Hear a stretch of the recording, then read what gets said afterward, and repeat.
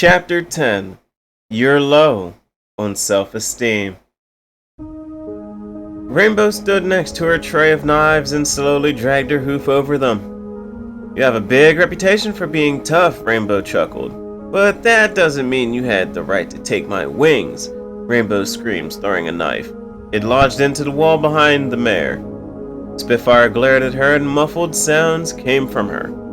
Rainbow rushed over to her and ripped the gag out of her mouth. Well, what do you have to say? This is your fucking fault, she screams in her face. Spitfire took a deep breath, her throat dry from screaming. Crash, I didn't do this. You never told me. It's a shame that such a talent has been wasted.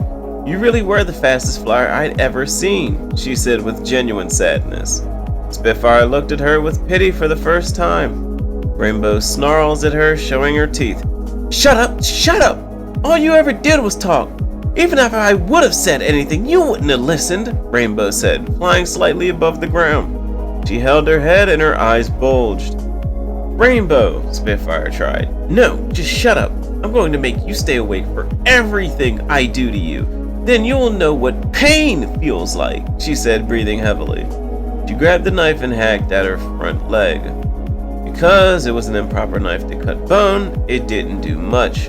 Spitfire cries out in pain from the sloppy cut. She brought it back to her left flank and roughly cut at her cutie mark. Crash! Spitfire hissed. Blood splattered on the wall and ground. She cut both marks off with fury. Rainbow! Spitfire started, but Rainbow grabbed her tongue. I said shut up, she grunted, and cut her tongue out. Spitfire's mouth quickly filled with blood and gargling could be heard from the mare. Blood ran down her face, down her chest. Rainbow shoved the tip of the knife into her leg. Gurgling came from Spitfire as she passed out. Not wanting her to die early, Rainbow shoved the gag in her mouth to stop the bleeding. Rainbow shoved a needle and injected the mare with adrenaline. Spitfire jerks awake, letting out a cough. Dash forces her left wing open and starts hacking at it. Sound of bone being broken could be heard throughout the room. She hacked until she had a decent notch in the bone. She was patient and grabbed the wing. She bent it and a loud crack rang out. She did the same to the other wing, not bothering to use the knife. Rainbow threw the wings across the room and backed up.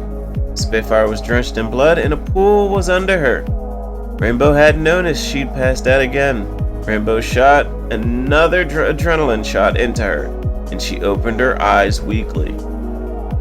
The cloth in her mouth was drenched in blood, but it looked like it had slowed. Spitfire fluttered her eyes, trying to stay awake. How's it feel to be wingless, huh? Rainbow said in a psychotic way. She started laughing. She grabbed the cleaver and brought it down onto her left front leg. Tears ran down Spitfire's face, but she was powerless to do anything. Her wings had been broken, and she couldn't scream. Rainbow hacked at the leg till it fell from her body. The limb hung in the air from a string. Blood ran down her side, and Spitfire's muzzle started seizing. All her weight was hanging from one limb. Rainbow started hacking at her right back leg. She was laughing uncontrollably and her aim was off. Her sloppy hacking caused the mare to sway and cringe in pain. The leg fell to the ground and tears fell rapidly from Spitfire.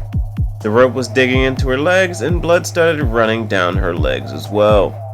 She grabbed the knife from before and dragged it across her stomach. She made another cut, but vertically. Rainbow pulled the flaps of skin back and her organs were exposed.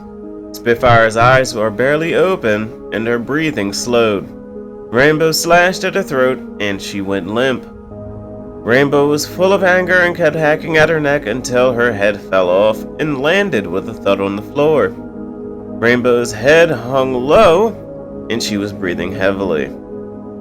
She made a few aimless stabbing motions into her limp body before she dropped the knife. I did it. I got rid of all the bullies, Rainbow cried out. She stood with her legs splayed and a wave of exhaustion rushed over her. She stumbled forward and passed out, landing in the puddle of blood under one Spitfire. Rainbow woke up a couple hours later. When she opened her eyes, Spitfire's detached head was in front of her. Rainbow slowly got up on her shaky legs. She picked up Spitfire's head by the mane and brought it over to the mishmash of pony parts. She placed the head on the neck and sewed it together. She started laughing and she stepped back, taking in the visage. She stood in silence for a while before a loud crash was heard upstairs. Many hooves could be heard rushing around. SWAT ponies rushed into the room with guns. Rainbow turned around with her ears pinned. The lights attached to the guns all pointed at her with the mannequin behind her. Rainbow was quickly pinned down and cuffed. Her front and back hooves cuffed, and her wings bound so she couldn't move. Rainbow Dash, you are under arrest for the murder of the Wonderbolts, a stallion said, as she was escorted out of the home. Holy fuck, this is insane. How could any pony do this? One of the soldiers said behind the commander. I don't know, but she is caught, so she can't do anything like this ever again. Alright, ladies and gentlemen, and that is the end of Gasoline. And to be honest, I'm kind of surprised that Spitfire's heart didn't burst, because you gotta think about it. If you're getting shot up with adrenaline just once, your heart is already beating so fast. And then to take a second shot immediately afterwards when you pass out, that's a lot. But yo, thank you everyone for tuning in and listening and whatnot. The support is very appreciated. Hopefully everyone enjoyed the story. Like I said before, this is written by Crybaby Nightmares, so check them out on Wattpad. I will catch you guys next time. Till then, stay safe, stay golden, try and bright my stars, and deuces.